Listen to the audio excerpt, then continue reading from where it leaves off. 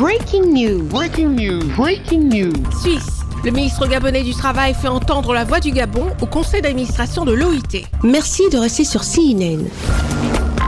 Breaking news. Breaking news.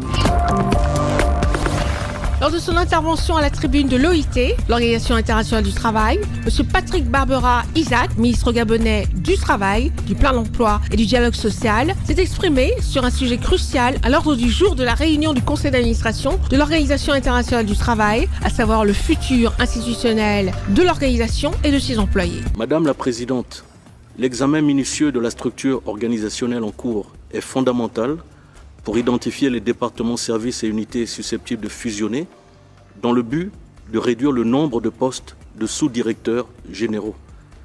Le vœu pieux est que dans l'éventualité d'une réorganisation, cela ne se traduise pas par des licenciements systématiques de hauts fonctionnaires actuellement en poste, possédant une expertise et une expérience précieuses, pouvant servir dans de nouveaux projets et de nouvelles initiatives. Par cette déclaration, il s'aligne sur la position du groupe africain qu'il appelle à une réforme responsable et centrée sur les valeurs de justice sociale et de concertation entre les partenaires du monde du travail.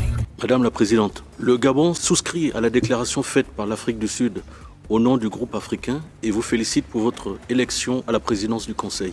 Mon pays salue l'ensemble des initiatives innovantes lancées par le directeur général dans le cadre de cette réforme, notamment la mise en place d'une équipe chargée de l'examen de l'OIT et celle d'un groupe de réflexion interne dont les travaux vont sans doute déboucher sur des recommandations renforçant l'action de l'OIT.